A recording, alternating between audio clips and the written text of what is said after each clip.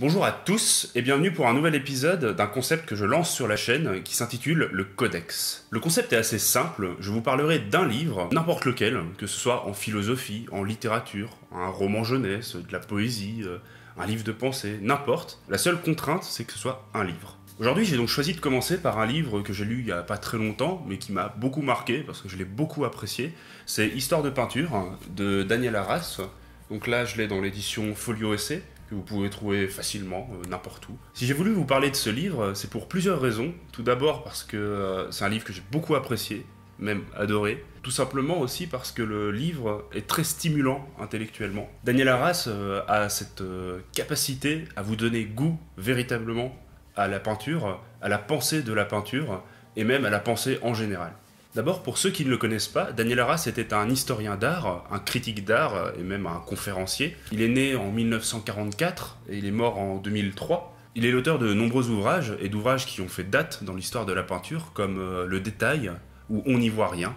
Si je précise sa date de mort, c'est parce qu'elle joue un rôle dans la rédaction d'Histoire de peinture, puisqu'en 2003, Arras était atteint d'une très grave maladie et il savait qu'il allait mourir. Avec Histoire de peinture, on a affaire à une sorte de testament d'intellectuel, d'une personne qui a étudié toute sa vie et qui, sachant qu'il va mourir, essaie de rassembler en quelques points toutes les grandes théories de sa vie. Ça rend l'ouvrage particulièrement émouvant et on sent l'émotion qui affleure au fil des pages, parce que c'est un peu l'homme au seuil de la mort qui regarde son passé avec émotion, qui regarde l'ensemble de sa carrière et qui est obligé de la résumer en quelques traits. C'est particulièrement brutal, particulièrement froid, mais aussi particulièrement émouvant. Le livre se compose alors de 25 retranscriptions d'émissions radiodiffusées qui ont été diffusées entre juillet et août 2003. D'ailleurs, les entretiens sont disponibles sur le site de France Culture et je vais sûrement mettre dans la description de la vidéo les liens. Donc c'est parti, de quoi parle Daniel Arras dans son livre ? Tout d'abord, la grande force du livre, c'est de réussir à introduire des lecteurs néophytes, des personnes qui ne connaissent pas l'histoire de la peinture, aux grandes questions de l'histoire de la peinture, et ça à travers des œuvres ultra célèbres, c'est-à-dire les monuments de l'histoire de la peinture, comme la Joconde de Léonard de Vinci, le Verrou de Fragonard, la Seine, l'Olympia. Une des idées centrales du livre se trouve autour de la notion de perspective. Il la développe notamment dans son chapitre 4 qu'il nomme l'invention de la perspective. En fait, Daniel Arras constate que la perspective a été inventée à une époque donnée, historique, au XVe siècle, en Italie. En Italie certes, mais surtout à Florence, donc un lieu particulièrement important du point de vue politique à cette époque-là, et que c'est ça qui explique sa naissance.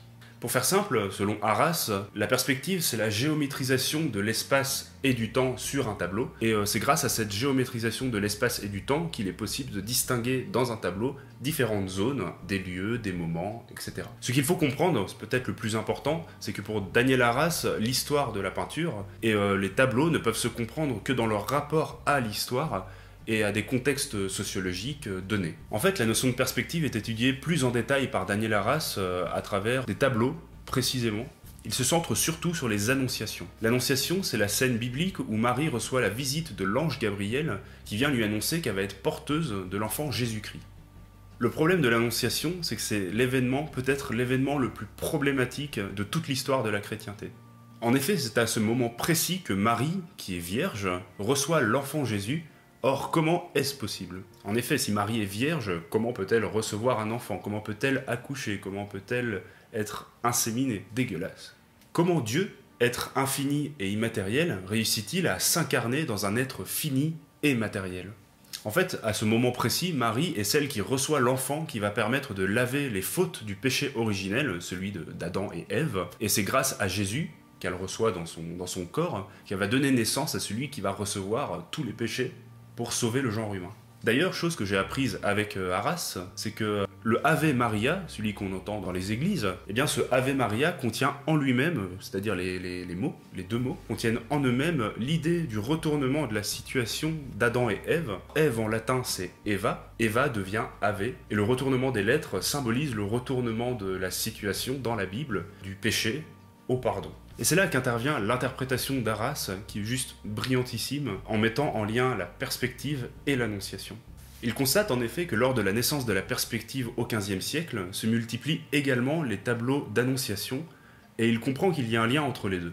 Il étudie alors plusieurs tableaux, dont l'Annonciation de Fra Angelico vers 1433, celle de Francisco del Cossa vers 1478, ou encore celle de Léonard de Vinci. Or, comme on vient de le dire, la perspective, c'est la géométrisation de l'espace et du temps. Cette géométrisation a lieu notamment par le point de fuite, qui est un infini en théorie, avec le croisement de toutes les lignes vers ce point de fuite. Or, s'il y a géométrisation du point de fuite, il y a donc géométrisation de l'infini. Représenter le point de fuite, c'est représenter l'infini.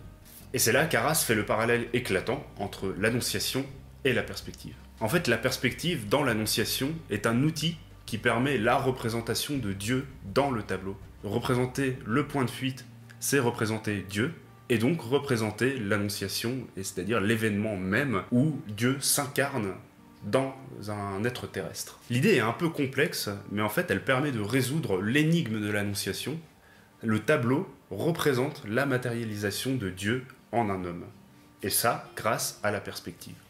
Ce n'est pas la seule interprétation passionnante d'Arras dans Histoire de peinture. En fait, le livre est jalonné, il est truffé d'interprétations aussi intéressantes les unes que les autres. L'interprétation, par exemple, qu'il fait de la Joconde est absolument géniale, enfin, à mes yeux en tout cas. En fait, selon lui, la Joconde serait un tableau sur le temps, et notamment sur le temps qui passe. Prenez la Joconde, vous connaissez forcément son sourire. On a comme l'impression qu'elle se détache de l'arrière-plan, et surtout cet arrière-plan est mort, c'est une terre désolée, comme dévastée. Or, si on regarde bien, il y a une incohérence dans cet arrière-plan. En effet, la partie droite est plus haute que la partie gauche. Or, Arras remarque une chose, c'est que la Joconde sourit et que son sourire lève ses lèvres du côté droit, c'est-à-dire du côté où l'arrière-plan est plus haut. On peut aussi remarquer au fond la présence de ce pont qui vient franchir une rivière. Mais me diriez-vous alors pourquoi un tableau sur le temps? Pour deux raisons précises. La première, c'est que la rivière comme le pont sont des symboles ultra traditionnels du temps qui passe, et c'est même De Vinci qui le dit. La seconde, c'est que le sourire de la Joconde est aussi un symbole du temps. Comme le dit Arras, avec beaucoup de poésie d'ailleurs, le sourire est un symbole du temps puisqu'il est éphémère et qu'il ne dure qu'un instant. C'est d'ailleurs ce qui le distingue du rictus, puisque le rictus, en fait, est comme le négatif du sourire. C'est un sourire bloqué, un sourire qui n'est pas agréable à voir, un sourire qui n'est pas vraiment un sourire. En fait, le véritable sourire est fait pour disparaître, et il ne dure qu'un seul instant. C'est là qu'arrive la conclusion. Léonard de Vinci réussit par le tableau à figer le temps, et ça par le sourire qu'il réussit à capturer de la Joconde, mais aussi par le pont en arrière-plan qui vient barrer la route du fleuve, donc la route du temps. Une autre interprétation très agréable à lire aussi est celle qui consacre à Vermeer, notamment dans le chapitre 15, qui s'appelle Vermeer fin et flou. Il parle entre autres des tableaux les plus connus comme la Dentelière, la Laitière. Son interprétation est assez belle et représente tout à fait le travail d'Arras et surtout sa manière de penser. Selon lui, je cite, Vermeer peint le dedans du dedans. Une expression un peu bizarre de la part de Arras, mais qui en fait est assez subtile, puisqu'il arrive à montrer comment Vermeer arrive à peindre deux formes d'intimité. Tout d'abord dedans, puisque ce sont des scènes d'intérieur et non pas des scènes d'extérieur, pour les opposer par exemple à des peintures de paysages. Mais si Arras parle de dedans du dedans, c'est pour montrer qu'on assiste aussi à plus qu'une scène d'intérieur. En fait, on assiste à l'intérieur du personnage dans une scène d'intérieur. C'est pour ça le dedans du dedans. Et donc la question que se pose Arras, c'est par quel procédé Vermeer réussit-il à faire ça? Et là, son interprétation est magnifique, en mettant en évidence quelque chose qui ne saute pas tout de suite aux yeux quand on regarde un tableau de Vermeer. C'est le rôle des premiers plans et de ces tentures qui sont presque toujours présentes dans les premiers plans des tableaux de Vermeer. Le spectateur se retrouve un peu à la place de celui qui vient espionner doucement une autre personne en soulevant une tenture, un drap, comme si on accédait aux coulisses de l'âme. Mais ce qui fait le charme des interprétations d'Arras pourrait être aussi bien l'un de ses plus cruels défauts. Si parfois c'est profondément convaincant, il y a d'autres moments où on reste plus dubitatif et où on se dit « non ». C'est le cas d'une interprétation d'un tableau d'Ingres, un portrait de Madame Moitessier. Il met en évidence sur ce tableau la présence d'une tache. Selon lui, ce n'est pas une ombre, mais une tache. Il insiste bien là-dessus. Elle serait, je cite, « la marque du désir du peintre ». Comprenez bien le sous-entendu dans ces quelques mots. Le désir du peintre, qui est un sous-entendu coquin, obscène. Or, on reste dubitatif. On a quand même des doutes. D'ailleurs, Arras était conscient de l'aspect osé de son interprétation, et il a essayé de s'en justifier, mais maladroitement. Toujours est-il que selon lui, il y avait là l'accès à une intimité avec le peintre, on accédait en quelque sorte à un secret du peintre. Et là, on touche vraiment au cœur de ce qui caractérise Arras et de sa pensée, c'est son rapport à l'intimité. Cette notion d'intimité est une obsession chez Arras, elle revient sans cesse dans l'analyse de ses tableaux, et c'est là qu'on se rend compte que la passion d'Arras pour l'intime, c'est sa propre passion à lui pour les tableaux. Il y a vraiment le souhait chez lui d'être le plus près possible des tableaux, d'être en rapport intime avec eux. Cette passion d'Arras pour la peinture, elle est contagieuse, et on aura beau dire qu'il y a chez lui toujours une forme de partialité, une tendance à interpréter les tableaux de manière trop personnelle. Ce qu'on voit surtout, c'est un homme derrière le critique, et il y a beaucoup trop de critiques qui ont tendance à oublier qu'ils sont des hommes.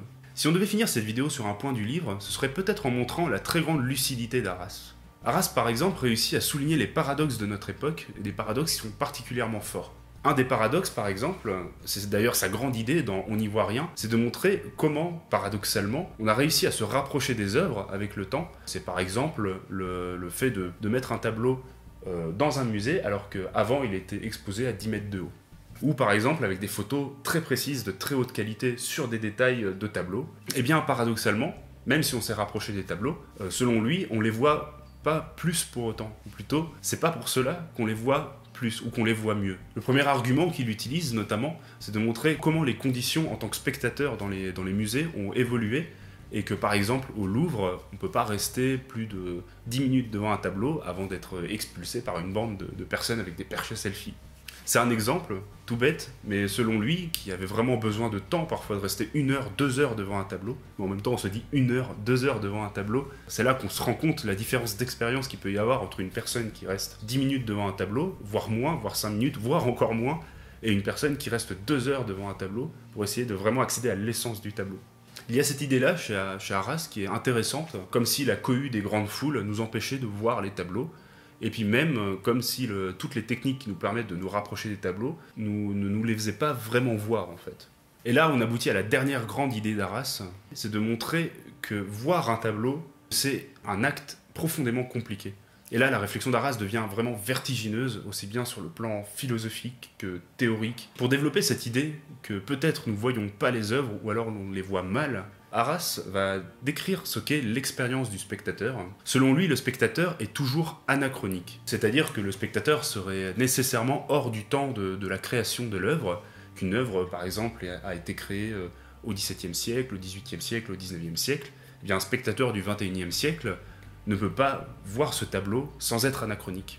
Pour Arras, cette idée dépend du fait que pour une œuvre, il y a toujours 3 temps, et il va donc décrire ces 3 temps. Le premier, c'est le temps de production de l'œuvre, c'est-à-dire son siècle, par exemple, le tableau a été créé au XVIIe, au XVIIIe, au XVIe, n'importe. Le deuxième temps, c'est celui du spectateur présent, c'est-à-dire qu'un spectateur se trouve au XXIe siècle, présent avec une œuvre qui date du XVIe siècle. C'est par exemple nous devant la Joconde en 2015. Et enfin, il y a le dernier temps, c'est le temps qui est passé en fait entre les œuvres.